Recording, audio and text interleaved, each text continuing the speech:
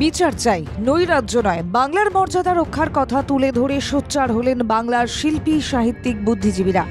দেশ বাঁচাও গণমঞ্চ বিরোধীদের রাজ্যে হিংসা ও তাণ্ডব সৃষ্টির চেষ্টার বিরুদ্ধে মুখর হয়।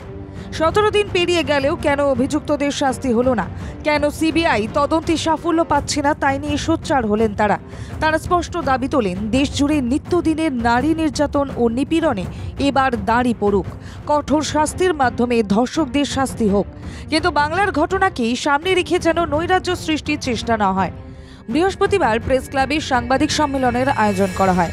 সাংবাদিক সম্মেলনে হাজির ছিলেন সৈকত মিত্র, সাংবাদিক সুমন ভট্টাচার্য, পূর্ণেন্দু বসু, পরিচালক হরনাথ চক্রবর্তী, সুদেশনা রায়, পশ্চিমবঙ্গ শিশু সুরক্ষা কমিশনের চেয়ারপারসন অনন্যা চক্রবর্তী।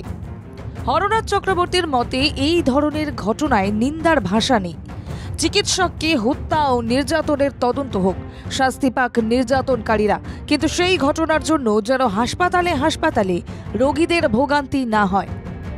নিশ্চয়ই যে ঘটনাটা ঘটেছে মারাত্মক, এর কোনো ক্ষমা নেই, কিন্তু প্রচুর মানুষ তো আসছে গ্রামগঞ্জ থেকে, প্রচুর অসুস্থ মানুষ আসছে।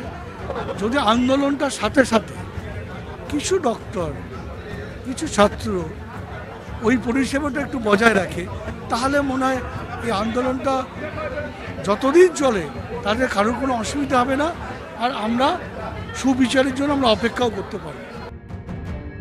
আরজি করে চিকিৎসক পড়ুয়াকে নির্যাতন ও হত্যার ঘটনায় বিচারের দাবি তুলেছেন তারা। দোষীদের দৃষ্টান্তমূলক শাস্তির দাবি তোলেন বাংলার বুদ্ধিজীবীরা। তাদের প্রশ্ন, 17 দিন হলো কেন্দ্রীয় তদন্তকারী সংস্থার হাতে এই ঘটনার তদন্তের ভার পড়েছে। সেই তদন্তের গতি প্রকৃতি কি তা জানানো হোক।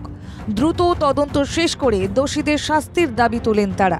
ছাত্র সমাজের আড়ালে নবান্ন অভিযানের বিশৃঙ্খলা ও তার পরের দিন বন্ধ ডেকে জনজীবন বিপর্যস্ত করার পরিকল্পনা নেওয়া হয় বলেও অভিযোগ করেন রাজনৈতিক নিরপেক্ষ মানুষেরা।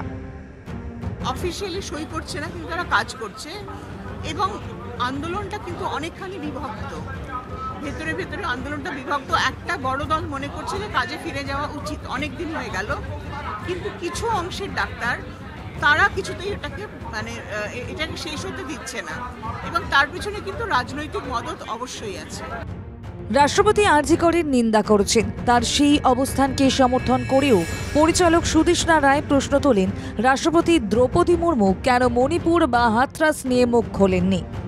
দ্রৌপদী মুর্মু তিনি আরজি করের নিন্দা করেছেন, হ্যাঁ করা উচিত, সে তো আমরা সবাই করছি, কিন্তু তিনি কেন মণিপুরের নিন্দা করেননি? তিনি কেন মহারাষ্ট্রে যে ঘটনা ঘটেছে তার নিন্দা করছেন না? সোশ্যাল মিডিয়ায় বিভিন্ন ফেক নিউজ ও ভুয়ো তথ্য ছড়িয়ে উত্তেজনা তৈরির চেষ্টা চলছে। তার বিরুদ্ধে পুলিশ যেন ব্যবস্থা নেয়, সেই আবেদন জানান বিদ্যুৎজনেরা। ব্যুরো রিপোর্ট, বাংলা জাগো।